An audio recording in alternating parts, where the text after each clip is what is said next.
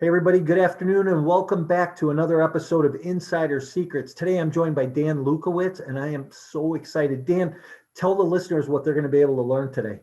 Sure. So we're going to learn about triple net lease. We're going to talk about some insider secrets to success in the real estate industry. We're going to talk about networking. We're going to talk about growth, and we're going to talk about just some general, real nice tips and tidbits about how to be successful in our industry. Yep, and you're going to have to tune in to hear the rest of Dan's story. So we'll see you inside. Welcome to this week's edition of Insider Secrets, the show that turns multifamily investing into reality. Each show we interview guests who are seasoned professionals, actively closing and managing real estate deals. Your host, Mike Morawski, has more than 30 years of multifamily real estate investing and property management experience. Mike is the founder of My Core Intentions and has been involved in over $285 million of transactions. Focuses on helping you create short-term cash flow and long-term wealth. Here's your host, Mike. Hey, good afternoon, everybody, and welcome back. It is Mike, your host of Insider Secrets. And Insider Secrets is brought to you by My Core Intentions.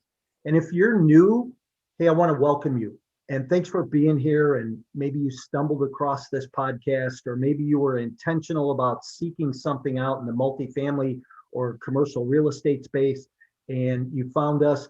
But listen, Insider Secrets every Tuesday, that's the place to be. We bring you good, brand new, relevant content for what's going on today in the marketplace.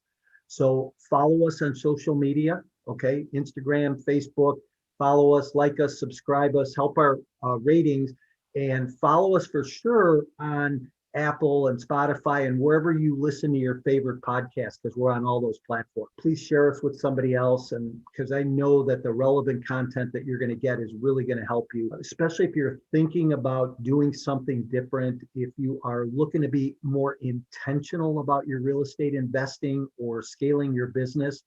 I want to see if we can help you get so much knowledge that it just overflows for you.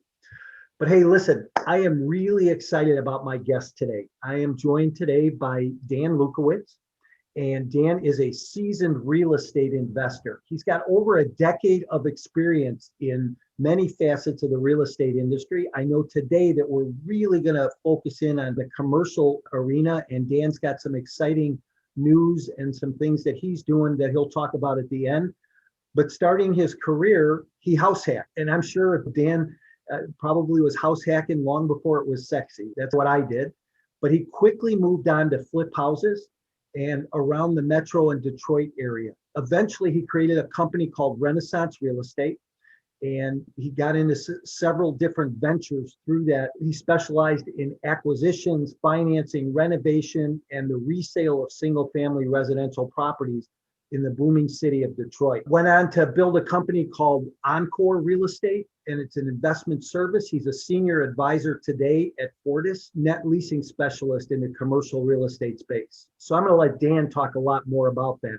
But Dan currently lives in Oak Park, Michigan with his 4 children and his fiancé, Brady. Dan enjoys running, lifting weights, yoga, and playing the acoustic guitar, which we're going to talk a little bit about music on this today too. Hey, Dan, welcome. I'm so glad that you're here today. It's good to see you again. Yeah, thanks for having me. I guess we get to return the favor a little bit for you being on my show. Now I can be on your podcast. Yeah, I was just on your show a little bit ago, and that was a big hit. So I really enjoyed that. You do a really good job on your podcast in interviewing people, and you make people feel real comfortable. So that's good. Hey, here's what I like to know. So I ask all my listeners up front, in one word, Dan, what describes you best personally and professionally? Oh, that's such a good question. In one word, what would describe me best? I would say passionate. Okay. Anything particular that you're passionate about right now? Yeah, I'm passionate about real estate. I'm passionate about helping people.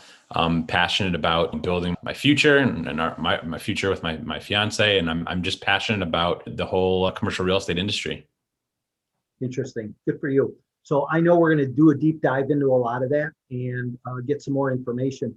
But I just briefly went over your bio, and I never like to do any type of justice to somebody's bio. I want people to tell us their background. So why don't you share with the listeners how you got into real estate and the commercial side of it and what got you to where you're at today? Sure. In college, I was trying to find my way. And I think that I utilized that experience to just try to figure out more about people and how the world works. I got a BA in psychology. And at that point in my life, I wasn't exactly sure where I wanted to go. And I had started a company back in 2005 with a very close friend of mine called Disability Made Easy. And it was a barrier-free home modification company. So what we did was we made homes handicap accessible for people that had terminal illness or injury. And I ran the sales and marketing for that company, but I would often go out on the calls to bid out different projects for potential customers. And I remember very vividly the first time I did that, I went with our project manager. We got to this one site, just an old home, nothing special. And he took out his graph paper and he sat there, and it was incredible to watch him draw and take something that was really functionally obsolete and make it beautiful and functional. And I'll never forget just that image in my head of being able to take something and transform it to something that was more useful. So that really stuck with me. And when it came time to buy my first home, I was looking at some houses. This was in the middle of the recession. I was looking at some houses that were move-in ready and almost ready to pull the trigger on one of them. And then I noticed that just a few houses away, there was a bank-owned property. So I reached out to the lender. The house had been through foreclosure. They were going to put it up for sale. So I purchased the house for about half the price that I would have paid for the other one. And I hired out all the different trades myself. And I remember telling every person I hired out, hey, I'll pay you a little bit extra, but keep in mind, I'm going to sit here on the project with you and I'm going to watch and I'm going to ask you tons of questions. And by the time I finished that, I was like finishing up that project. I remember my friends would ask me, what are you going to do, Dan, once you're finished with your house? What are you going to do with your life? And I joke with them. I said, I'll buy another one. And that's really what I did. I bought another one and another one. And it just became a passion of mine to buy something that was outdated or maybe obsolete in certain ways and do that project manager did and turn into something beautiful. So that was always a side thing for me, but it was always something I was very passionate about. As time progressed, I knew that I would be moving more full-time into real estate. So I actually got a job running a sales department at a title insurance agency. And the reason I took that job is because I believe that title insurance is an elusive aspect of real estate, both commercial and residential. And most investors and brokers and realtors don't really understand it. So I figured that if I could run a sales department there, I'd be able to learn a lot about a topic that would be very valuable. So I did that. Towards the end of my time there, I was actually recruited for a position with Amazon. And I was working here in the Detroit area at Amazon Business. And that was an interesting experience to be trained further in sales through a large corporation. And all the while I was continuing to flip houses, and I'd be at work at my desk, but I'd be doing these deals on the side. And I just remember at a certain point when I left Amazon, I said to myself, how many properties would I need to purchase and cash flow in order to replace my income at Amazon? And the answer at that time was 20. So I went out, built a portfolio, I raised some money. I started buying these homes. Instead of cash flowing them and renting them, I ended up fixing them up and selling them either to homeowners or to investors. And then as I moved away from doing that in the suburbs here in Metro Detroit, I moved into the actual city of Detroit, because the city of Detroit, in my experience, is about 7 years behind the rest of the country in terms of the foreclosure crisis. So what I was doing at the end of the recession in the suburbs, I was able to do 7 or 8 years later in Detroit. And then eventually I was recruited by a net lease brokerage at the time to become a broker. And I did a calculation. I sat down with my fiancé and thought about the differences between being boots on the ground, as I used to call myself, somebody who specialized in adult daycare, babysitting contractors, putting my own money in or raising money, having to deal with stolen furnaces and hot water heaters and all kinds of problems. And I just decided, let me look into this net lease brokerage thing. And I did. And I quickly saw that it was something that just was really a calling for me to be a broker. I was able to kind of work from an office or work from home. I was able to work all over the country, and I never really was in meeting my investors, my buyers, my sellers, wasn't going to closings, typically wasn't even seeing my building. I got out of the single family rental that I had and really focused 100% on net lease brokerage. And I've really loved it. In fact, I'm just finishing up a course that we're going to launch here in a couple of weeks called the CRE Pro course. We just finished all the taping for the course this weekend at the studio. And it's a training course that teaches people how to become top commercial real estate brokers. Wow. Listen, at the end of the show, I want to make sure that we allow people, you tell people how they can go get that course or get access to that. And so we'll talk about that again at the end. So I put it on my notes here. Hey, listen, I really laughed about what you said about adult daycare because that's what my broker in the real estate office used to say. He'd bring me in the office and he'd go, "You're the only guy here that works." He'd say, "Everybody else I have to take care of. It's like running an adult daycare." I Yeah, always it laughed. really is. Yeah, I always thought that was a great line. Hey, you know what I want to circle back on? You mentioned title insurance being an elusive part of the real estate transaction. Yeah. And, could you just spend a couple of minutes? I know we have some new people that listen in on this podcast, and could you explain title insurance for a minute? Yeah. Even from a 10,000-foot view. But here's what I want to know. Where did it come from? Who said, "Hey, listen, let's put this title insurance in place so that we can make some money from it," right? Yeah, sure. So basically, title insurance is interesting.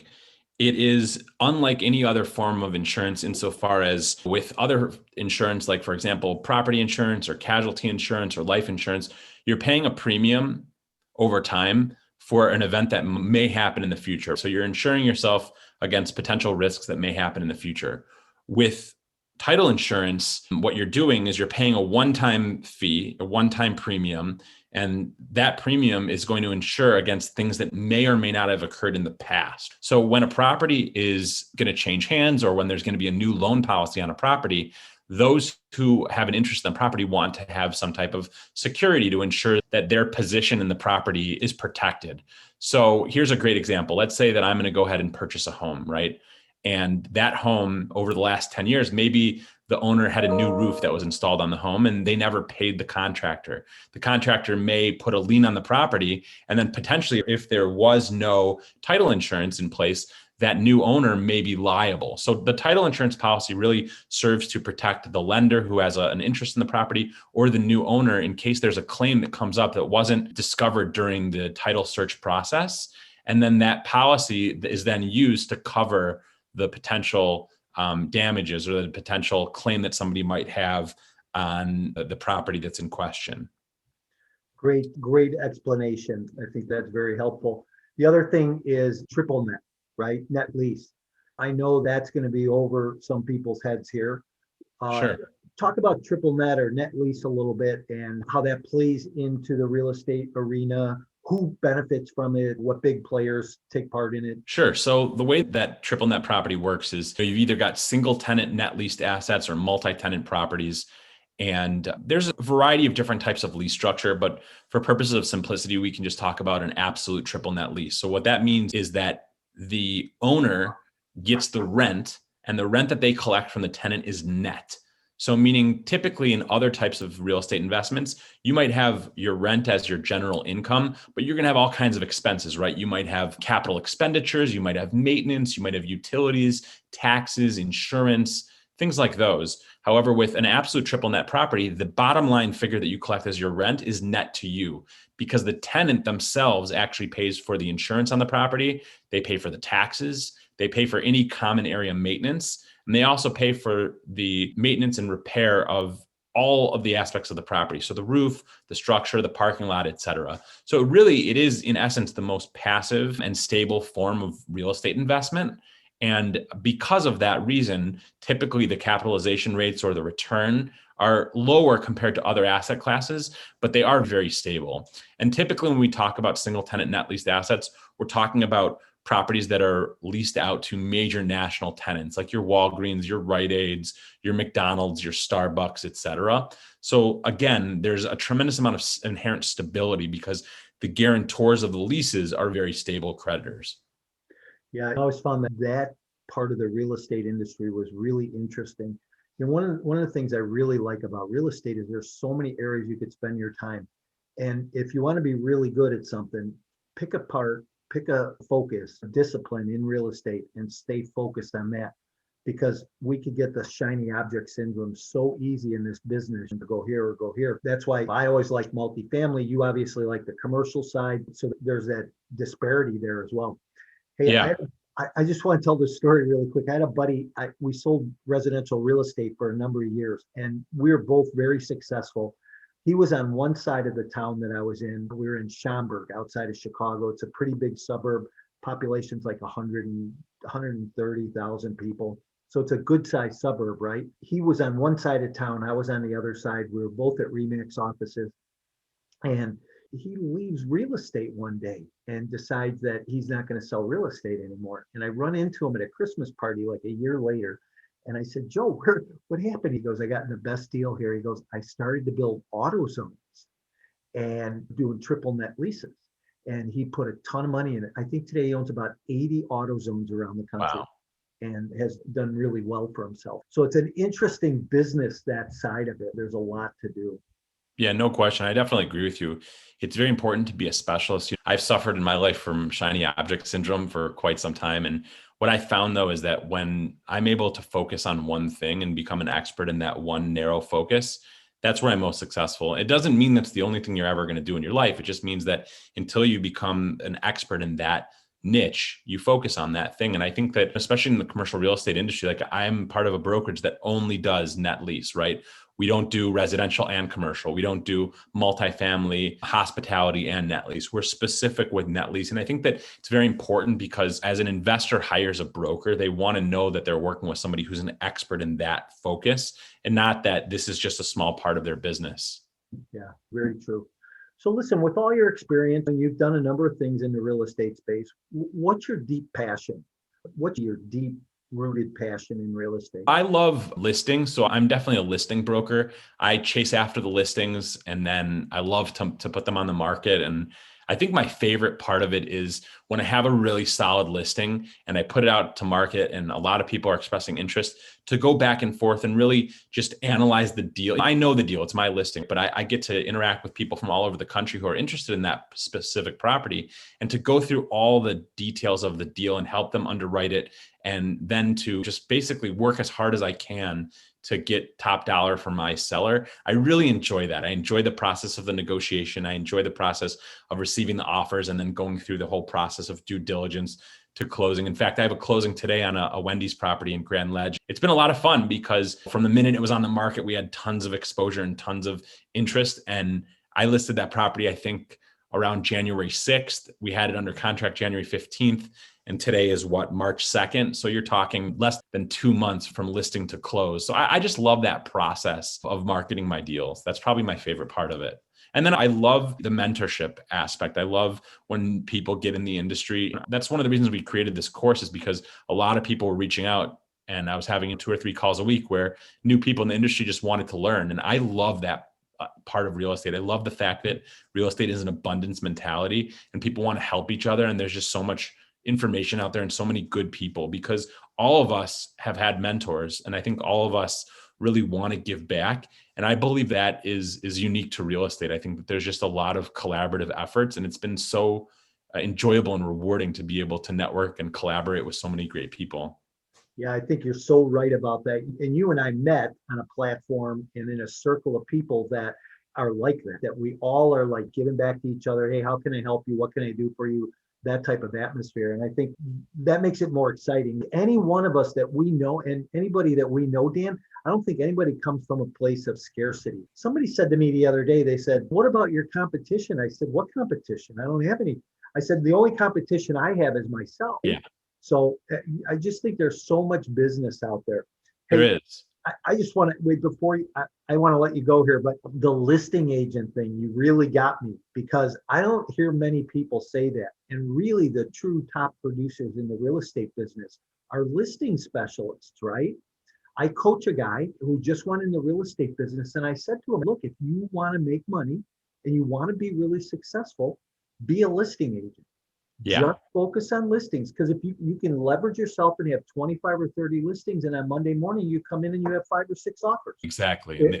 Exactly.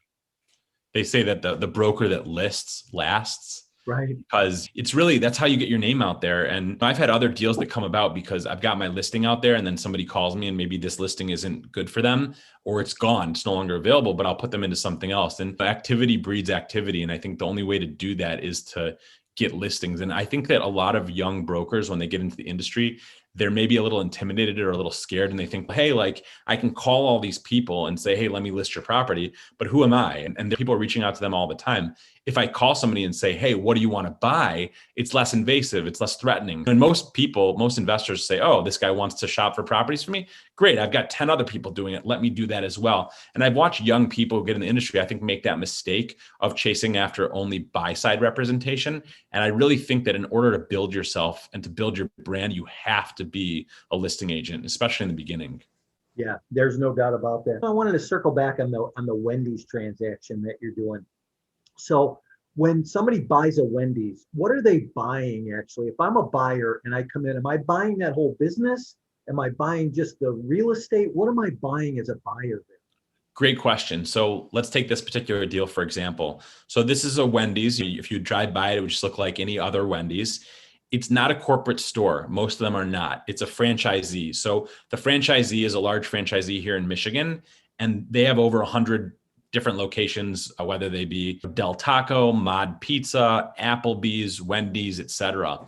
So in this specific entity that is signed on the lease, there's 56 locations. So they're operating this location and 55 other locations.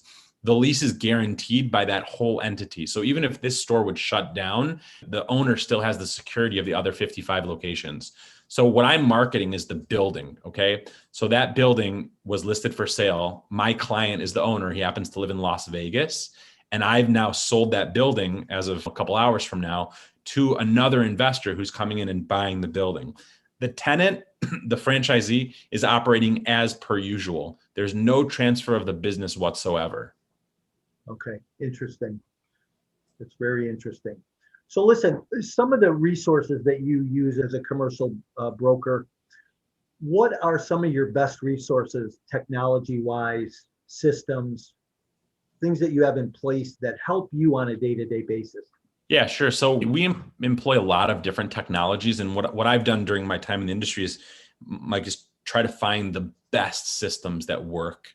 And I've built my own methodology based on the things that worked and the things that didn't work. And we teach all about them and how to use them in our course. But essentially, we utilize systems like CoStar, which is essentially a large database of property all across the country. I have a team in the Philippines that does all the databasing for me. So I can get information from CoStar and then send it over to them, and they'll go ahead and backfill it and give me all the updated owner contact information. Utilize different services and systems to send out email blasts. So as soon as that Wendy's closes later today, I'll send an email with a flyer saying, hey, my name is Dan Lewkowicz. I just sold this property. I know you own a similar property. Let me put together a proposal for you. That way I'm now restarting the process and getting more business. I'll also do the same thing in the area. Say, hey, I know that you own an AutoZone, right? Or a McDonald's or some other property within the immediate vicinity. I just sold one in your location.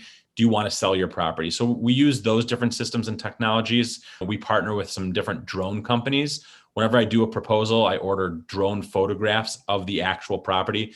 Helps me see what the property looks like, helps me see what the traffic looks like, the area retailers, helps me to put together a really nice package that I can show the investor and then I can show the owner. And then eventually, if I market the property, that I can show the general market in terms of what the property looks like from an aerial perspective. We also utilize different listing platforms and different services to help us get the maximum exposure for the property once we put it on the market and blast it out to different brokers or owners or real estate investment trust managers or fund managers, et cetera. So we really leverage all those technologies. And I personally am a big fan of social media, specifically LinkedIn. I've got a big network on LinkedIn, and I always make sure to leverage that. I post daily content, so I make sure that I'm able to provide value to people so that they follow that content. And then whenever I have a property for sale, I always put that information out on LinkedIn. And oftentimes people will reach out because they saw the flyer posted on LinkedIn.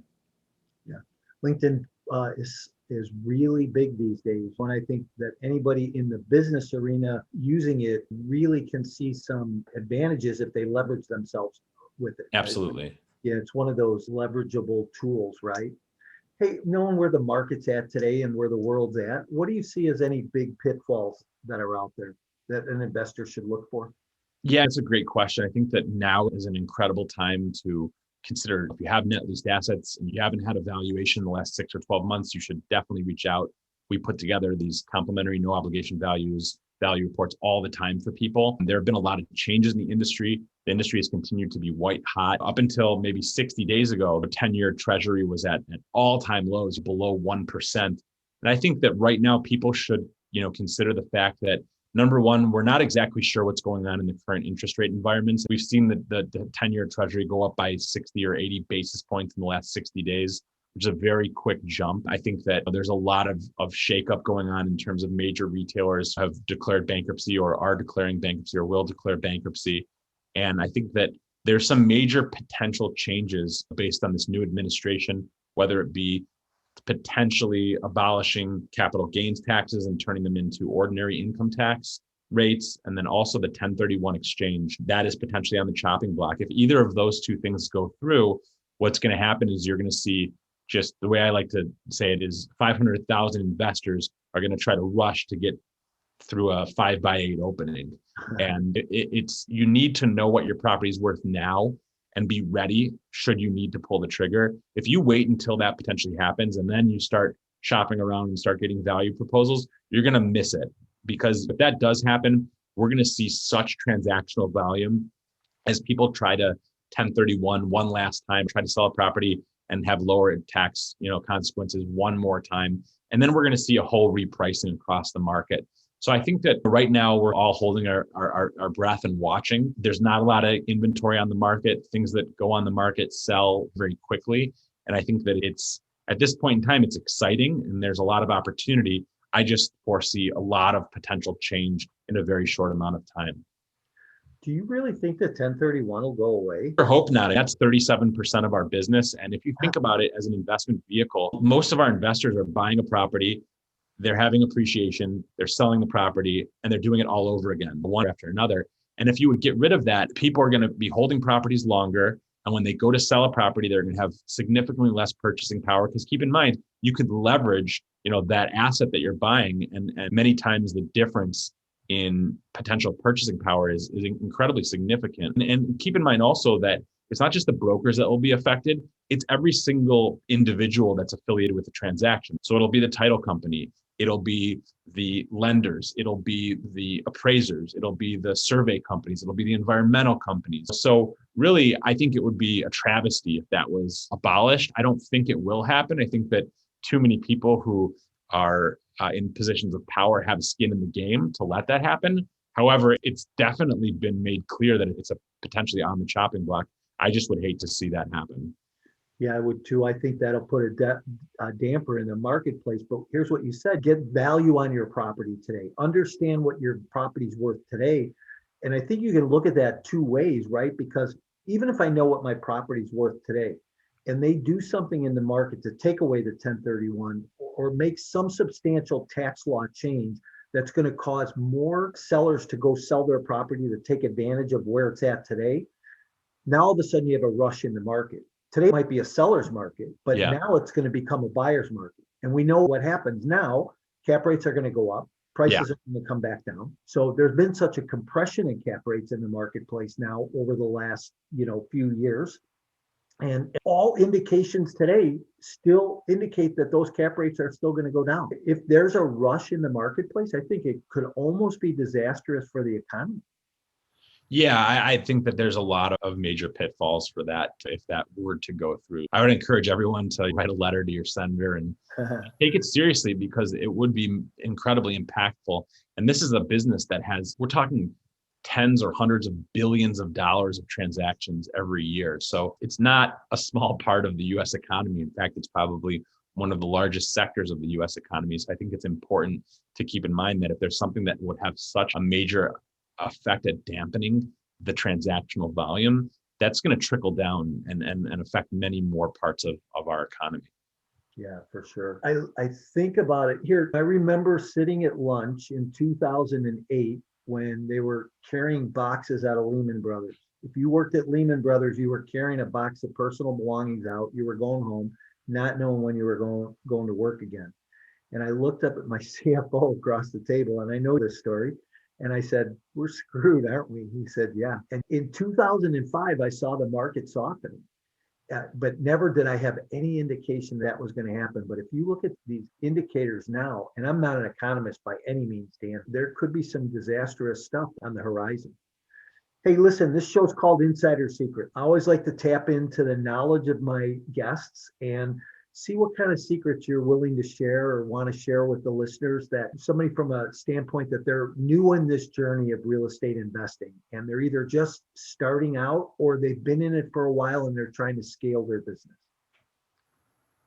Yeah. So number one would be always find a mentor. You should never go it alone, especially in the beginning.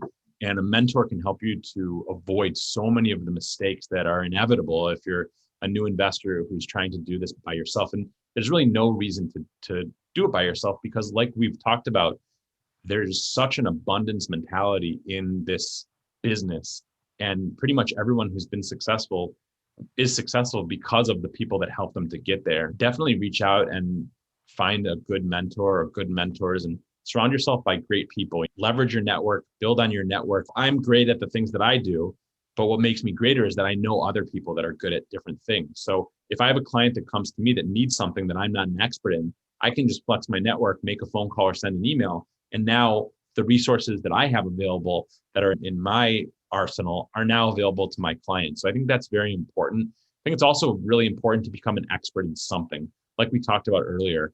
And there's so much knowledge out there, whether it be, subscribing to a good podcast, reading good articles, paying a little bit of money for a course. Become an expert in something. Whatever you're going to focus on, become an expert. And don't really, hesitate, because I think that a lot of people get into the industry and they get overwhelmed and say, as a broker, a lot of people say, I don't know if I can get on the phone and talk to investors who own 10 or hundreds of millions of dollars of commercial real estate. But then they realize that after doing it for a few months, they often will know more than those investors know. And that's only because they take that leap and they become experts and they learn and grow. And through doing that, you can really add value. So I always tell people that, I try to make it my motto of add value and everything else follows. When I'm, doing business, it's great for me to get listings. That's my bread and butter. That's how I build my business. I do that though by networking with investors and offering a value proposition. I offer to evaluate their property free of charge so that they know what it's worth. And eventually, if I, interact with them enough and I provide enough value, when the time comes for them to sell the property, they're going to turn to me because I'm the one that provided that value. So I think that's really important. There's a lot of resources out there, leverage them and really do the best that you can to surround yourself with good people and become an expert in your field. And there's a lot of free content out there. There's a lot of paid content out there. And I think there's all kinds of advantages in the marketplace. And you said something about podcasts, and hey, listen, shameless plug, there's two great podcasts right here. You got Dan on top and you got Insider Secrets. So that's right. Hey, Dan, listen, building a personal brand is always an interesting dilemma to go through. What are some techniques that you use right now or working on for your company and marketing your course that you're building your personal brand with? Yeah, so it's a good question. I think it's really important, and it's also relatively easy in today's day and age. I work for a larger brokerage, but I'm also a brand within that business. So I think it's really important, even if you work for a national title company or a national insurance agency, you're still your own brand within that larger corporation. So I think that's really important. I think some people lose sight of the fact that, oh, I'm with this company and this company's already branding for me. That's not true. That company is branding for themselves. And you can benefit yourself and the company by branding yourself.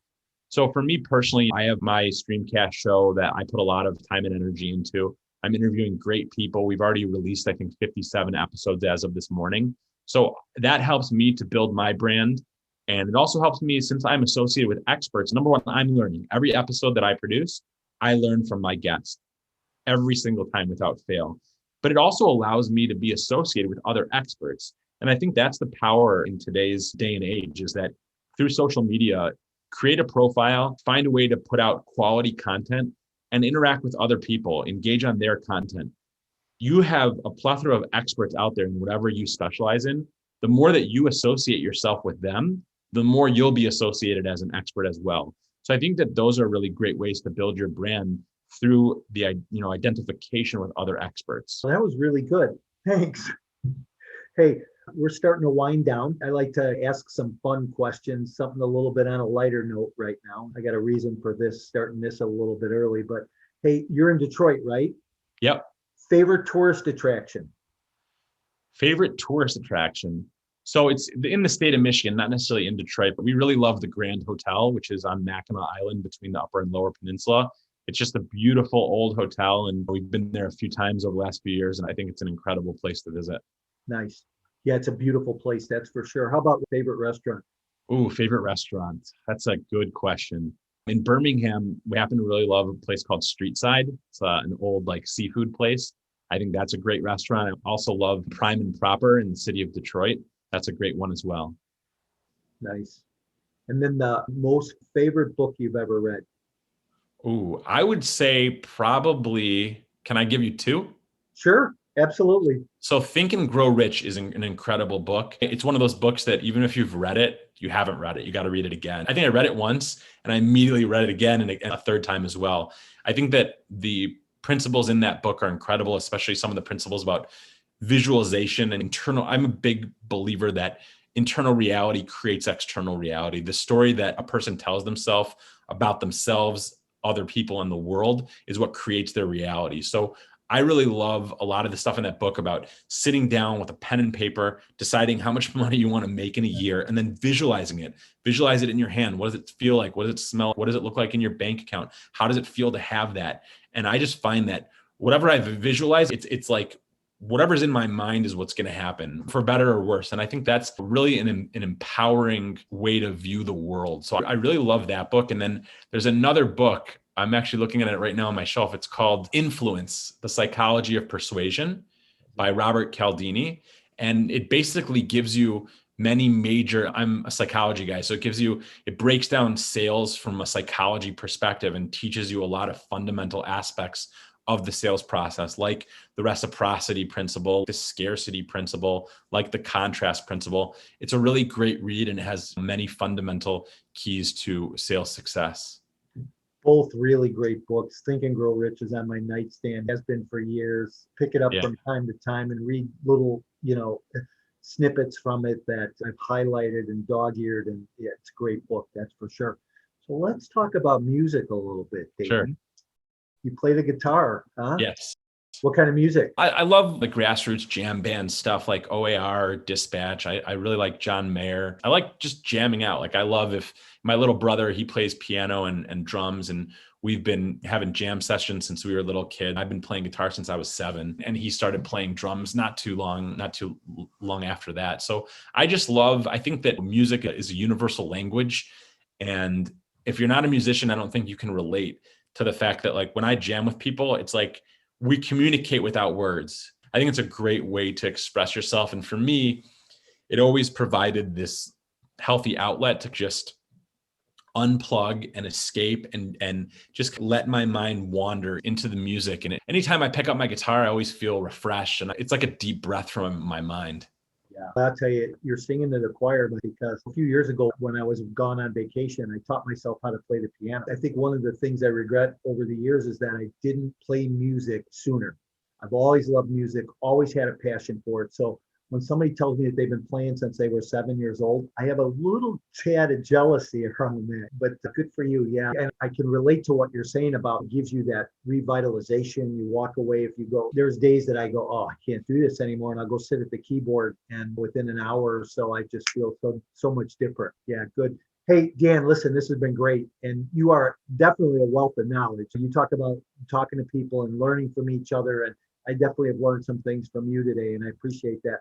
Tell the listeners how they get a hold of you, how they grab hold of your study course, what it takes to come into your world a little bit more.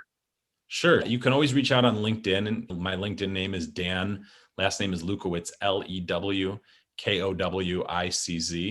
And in terms of if you have property that you'd like evaluations on, or if you're new in the industry or you've been in the industry for a long time, or you just want to talk about real estate, you can give me a call. My phone number is 248-943-2838. Again, 248-943-2838. Our course is launching in about 2 weeks. We have pre-registration open. We've got a ton of people registered.